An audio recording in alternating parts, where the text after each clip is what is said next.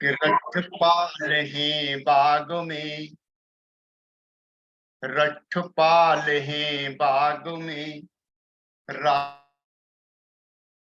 ने सुन पाया है।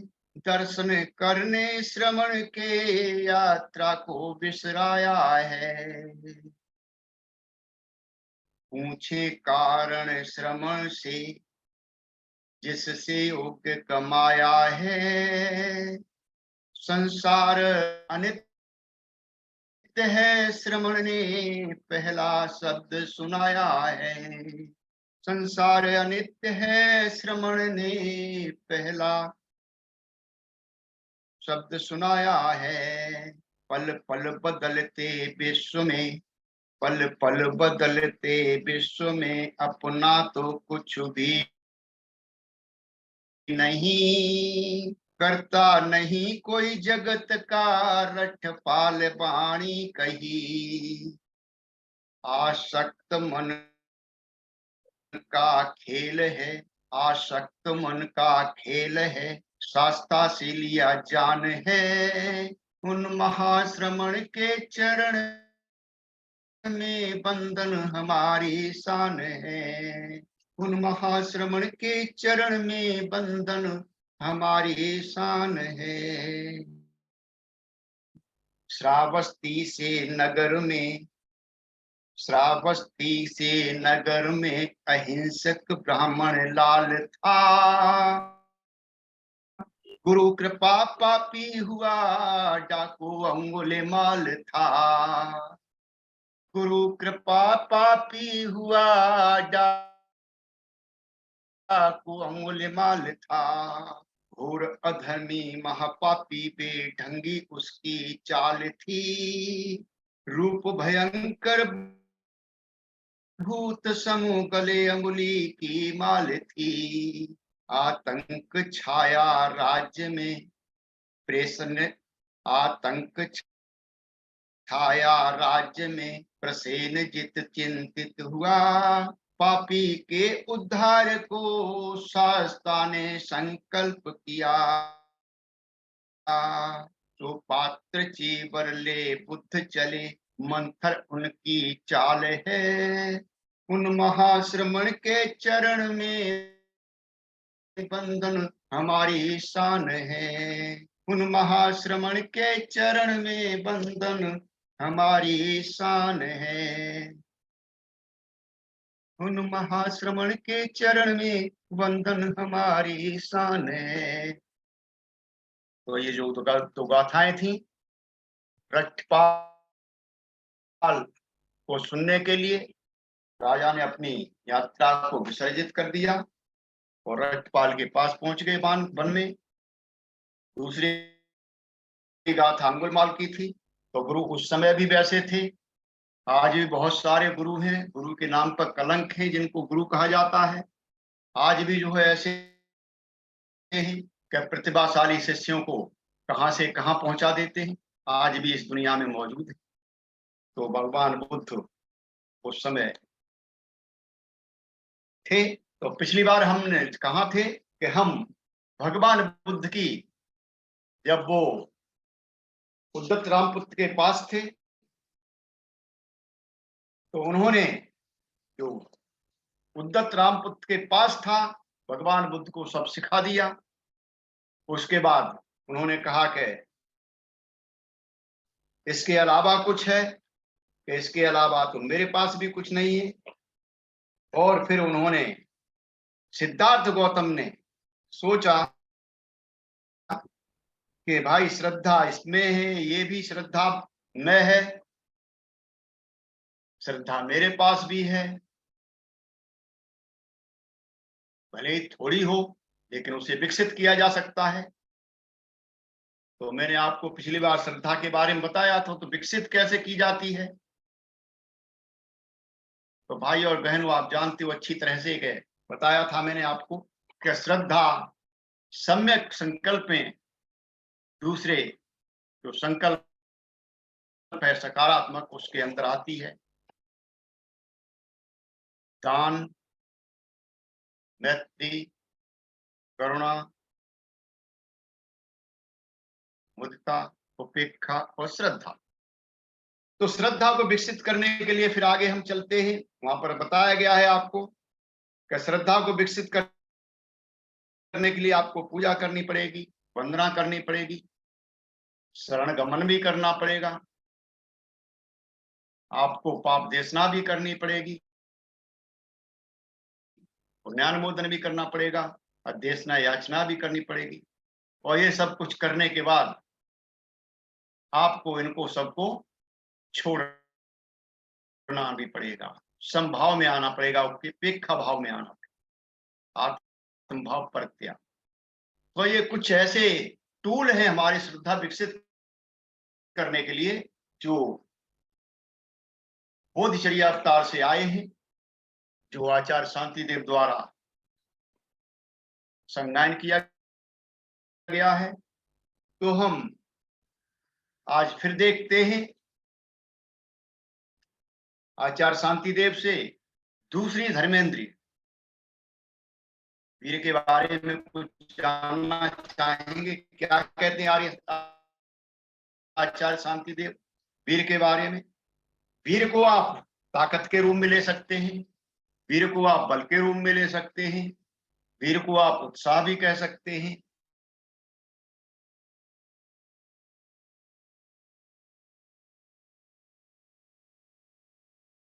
ध्यानों में देखें तो ये तीसरा है,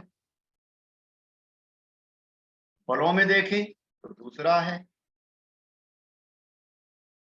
अगर हम पूर्णताओं में देखें, पारमिताओं में देखें तो पांचवी पारमिता वीर है, रिद्धिपाद में देखें तो तीसरा रिद्धिपाद है। इतना अहम है कि बगैर वीर के आप कुछ भी कर नहीं सकते। अगर आपके अंदर उत्साह है तभी आप जो है कुछ प्राप्त कर सकते।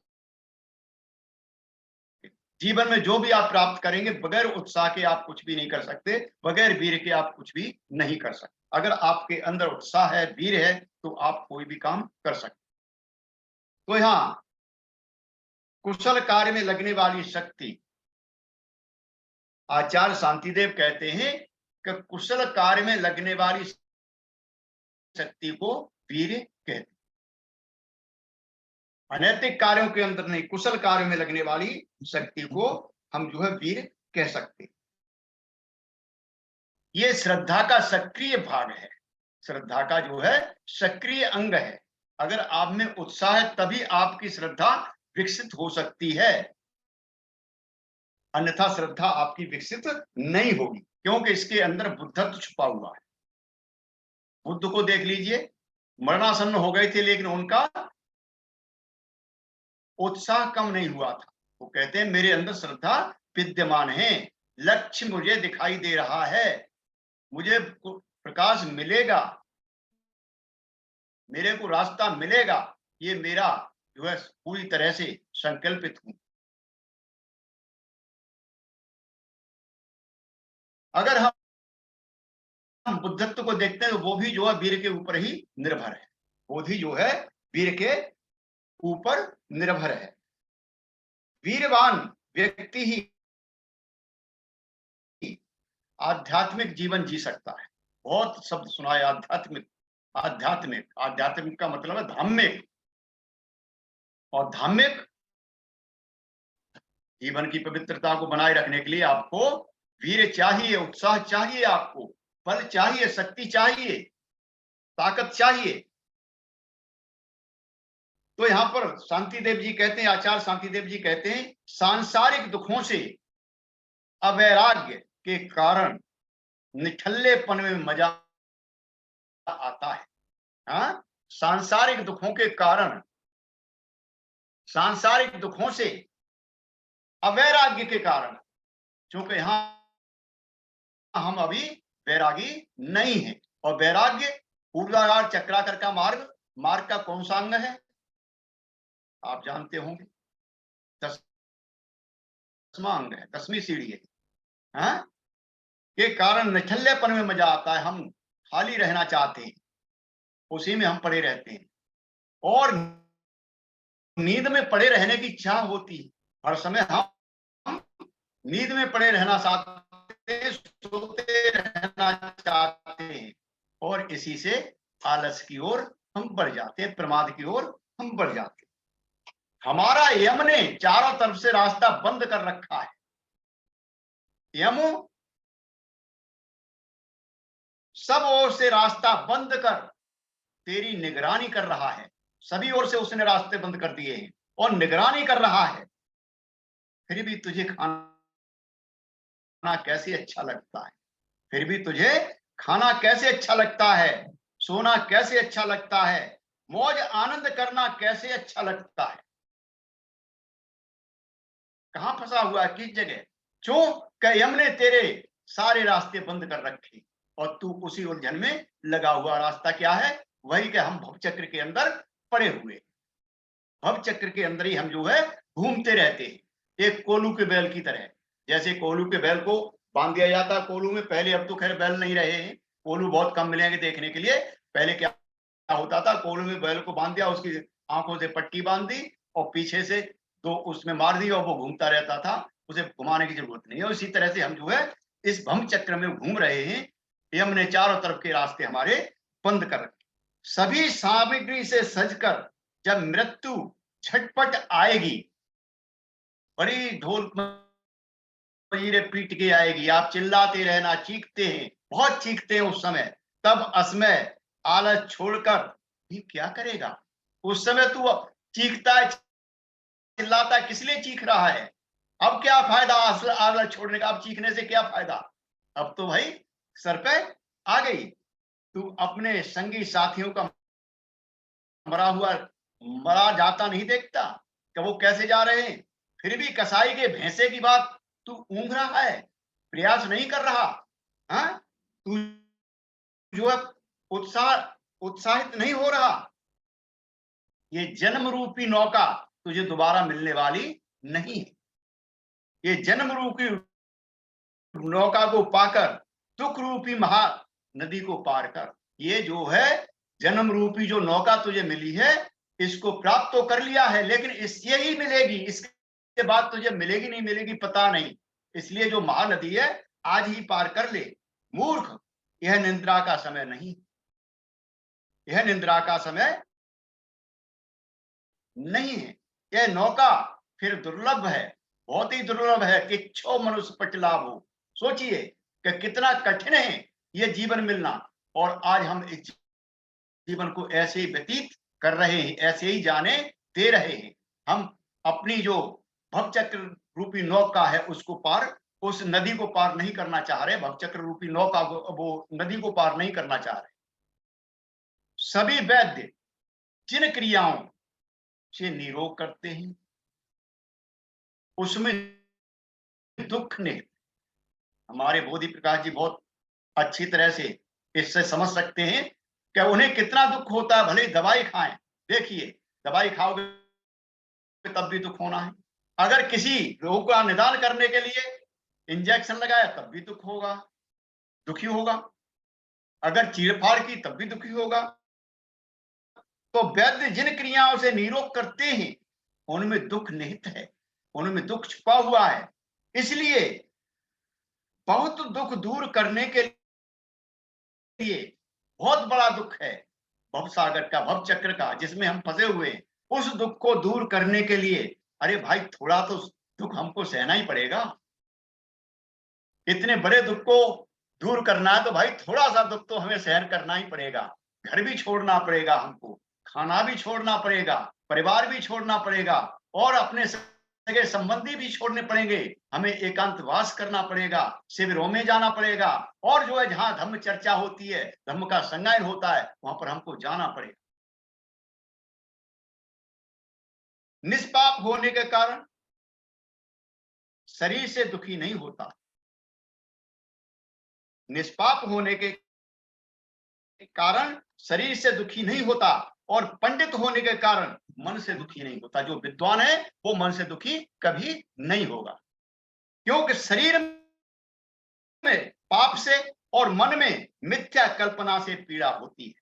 शरीर में जो पाप हम कर रहे हैं, जो गलत काम कर रहे हैं, उससे पीड़ा होगी, और मन में हमारी जो मिथ्या कल्पनाएं घर कर रही हैं, मिथ्या कल्पनाओं में लगे रहते हैं, संकल्पनाओं में लगे रहते हैं, उनके कारण हमको बहुत बड़ी पीड़ा होती है। अतीत के पापों को छीण करता हुआ, पुण्य समुद्रों का संग्रह करता हुआ, बोधि चित्त के बल से ही बोधिसत्व श्रावकों की अपेक्षा शीघ्र मुक्त हो जाता है। बोधिसत्व शीघ्र मुक्त हो जाता है श्रावकों की अपेक्षा। श्रावक कौन है? जो चल रहे हैं, हम भी तो वही है। बोधिसत्व जिसका चित्त जो है संबोधि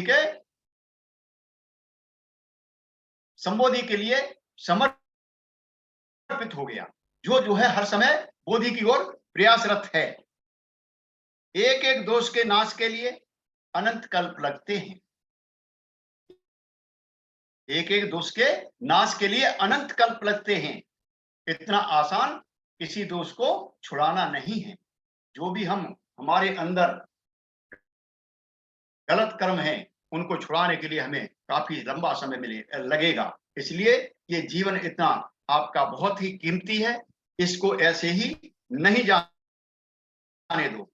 न भीतों को अभय दिया, ना तो आपने जो डरे हुए थे उनको अभय दिया, न दुखियों को सुखी किया, जो दुखी थे उनको भी आपने सुखी नहीं किया। केवल मां को दुख देने के लिए, मात्र मां को दुख देने के लिए ही गर्भ रूपी कांटा बना तू। अगर अभी भी समझ में नहीं आ रहा है तो आगे क्या करेगा? किस लिए तेने ये गर्भ रूपी कांटा जो अपनी माता के हृदय में चुभोआ, क्यों इसलिए तू गर्भ में आया और क्यों तू पैदा हुआ? अगर तू जो है किसी को अभय नहीं कर सकता, किसी को सुखी नहीं कर सकता है, तो आरंभ न करना अच्छा है। आरंभ न करना अच्छा है और आरंभ कर छोड़ देना अच्छा नहीं। अगर आपने और हमने अपने जीवन को इस संघ के माध्यम से धम्म रास्ते पर डाल दिया है, तो भाई और बहनों, इस रास्ते पर आप अपने कदम बढ़ाते रहिए। भले गति धीमी हो, लेकिन इसको छोड़ना नहीं है किसी भी प्रकार से। उस रास्ते को छोड़ना नहीं है। और आरंभ करके अगर आपने छोड़ दिया तो इसके 5 दोष होते हैं।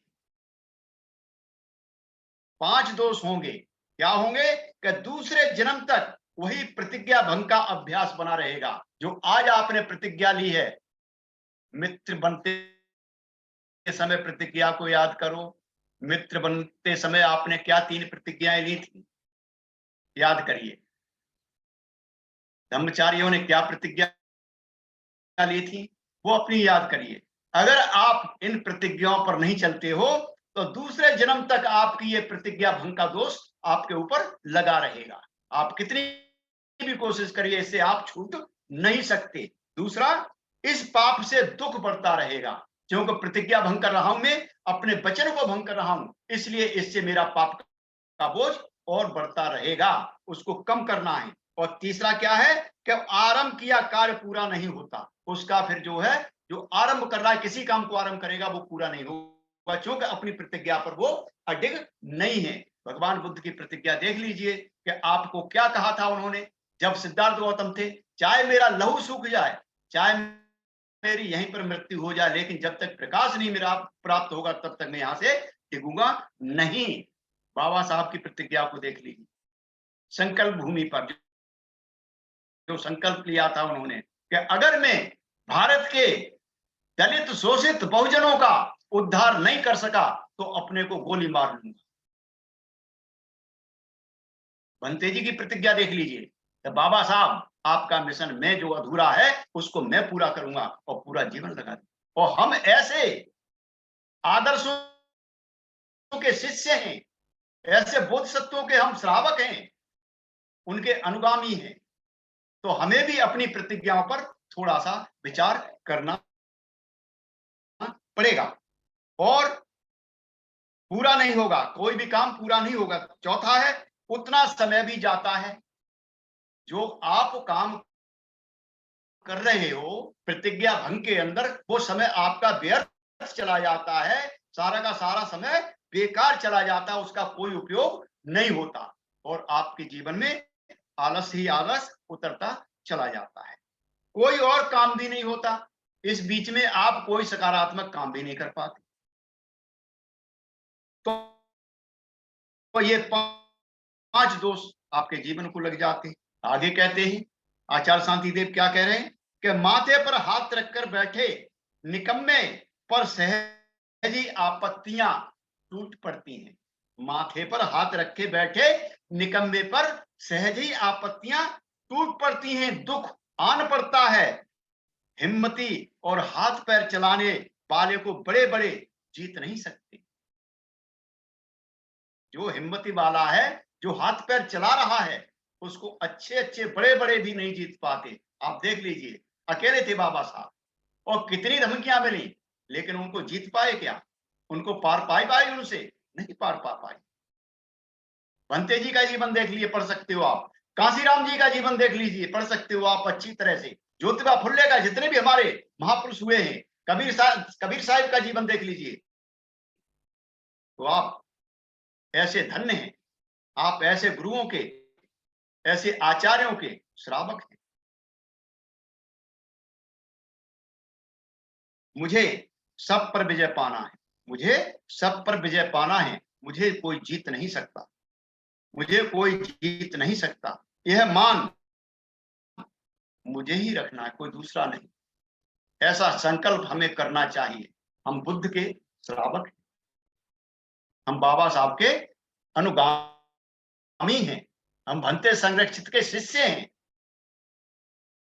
ऐसे ऐसे आदर्शों के हम जो है श्रावक हैं, तो हमें अपना जो जीत का जो हमें रास्ता है, हमें ही खोजना है, और कोई हमको जीत नहीं सकता, ऐसा हमें संकल्पित होना है। हमें आगे बढ़ता रहना है, हमें जो है पीछे मुड़ के नहीं देखना है। जिसमें मान रूपी शत्रु से विजय के लिए मान है, विजय के लिए मान है। मान रूपी शत्रु, अहंकार रूपी जो शत्रु है, उसकी विजय के लिए मान है। उस पर विजय पाने के लिए आपके अंदर अहंकार होना चाहिए, मान होना चाहिए कि मैंने अपने मान को, अपने अहंकार को जीत लिया, मैंने अपने अहंकार पर विजय पा ली।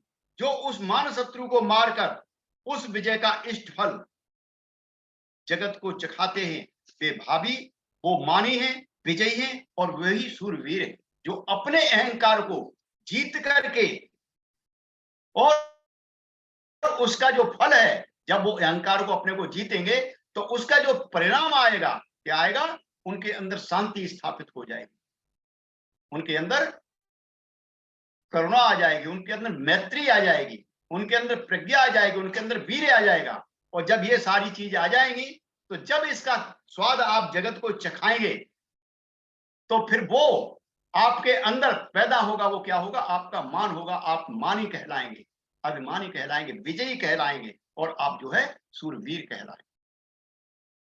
तो वो सूर्यवीर हैं। जैसे लहू पाकर विष शरीर में फैल जाता है, जैसे लहू पाकर विष शरीर में फैल जाता है, वैसे ही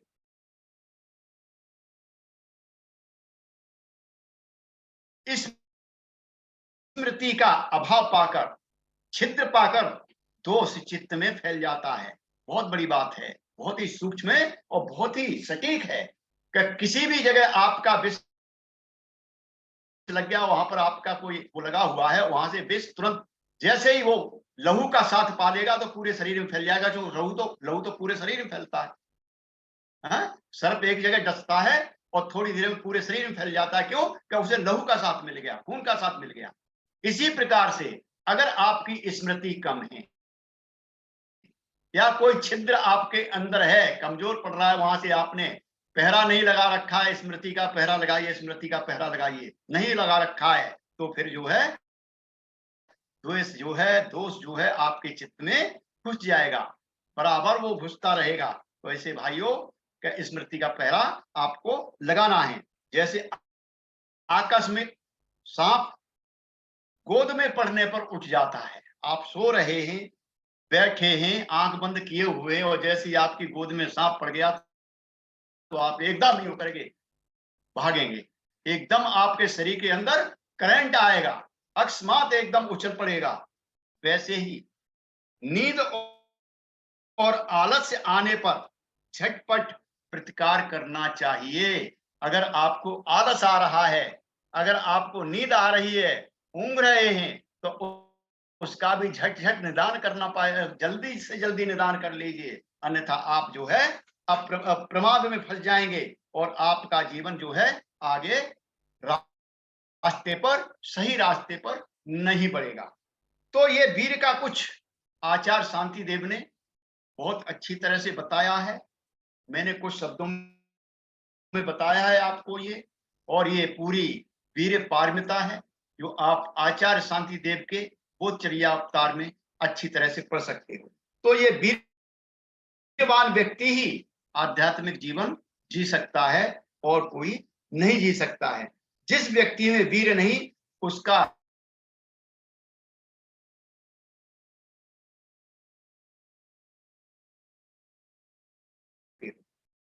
बुद्ध गुणों के विकास के लिए, बुद्ध गुणों के विकास के लिए जो भी आप काम करेंगे, वो जो है वीर कहलाएगा, वो जो है वीर कहलाएगा। जो भी काम आप किसके लिए करेंगे? बुद्ध गुणों के विकास के लिए। जो बुद्ध के गुण हैं, उनको अपने अंदर विकास करेंगे, तो वो जो है वीर कहलाएगा। वीरवान व्यक्ति 4 प्रयासों में कार्य करता है। सम्यक प्रयास, पहला प्रयास समर, जो आपके अंदर गलत बातें नहीं हैं, जो आपके अंदर गलत नहीं है, उसको रोक देना, उनको वहीं पर रोक देना, अपने अंदर नहीं आने देना। और जो गलत चीजें पहले से भरी हुई हैं इसके अंदर, दूसरा प्रहार, उसको जो हमारे अंदर गलत आ चुकी है पहले से, अज्ञान के कारण, बालपन के कारण, जो पहले से आ चुकी हैं, सामाजिक दायरे में रहने के कारण, रास्ता ना मिलने के कारण, तो उन बातों को धीरे-धीरे करके अपने अंदर से निकालते रहिए, उनको जो है अपने अंदर से खत्म करते रहिए। दूसरा व्यायाम। तीसरा, जो हमारे अंदर अच्छी बातें नहीं हैं, जो हमारे अंदर कोई कुशल भावनाएं नहीं हैं, उनका धीरे-धीरे हमें विकास करना है। उनको जो है, उनका हमें विकास करना है। और जो हमारे अंदर अच्छी आ रही है भावनाएं, जो हमारी बातें अच्छी हैं हमारे अंदर पहले से, या जो अब हमने संग्रहित कर रहे हैं, जो अब हम ले रहे हैं, उनका बराबर हमें रक्षण करना है, उनका बराबर हमें रखवाली करनी है। तो इस प्रकार से ये 4 व्यायामों में हमें काम करते रहना है। थोड़ा टाइम ज्यादा हो जाएगा, इसलिए मैं यहीं पर अपनी वाणी को विराम दूंगा। जो कुछ रह गया है अगले भाग में आपको बताऊंगा। तो आपने बहुत अच्छी तरह से आज का ये कुछ बातें मेरी सुनी है। उम्मीद करता हूं कि आपको कुछ मिला होगा। ऐसी उम्मीद के साथ मैं आपसे विदा लेता हूं। जय भीम, नमो बुद्धाय। और जो है मैं जो है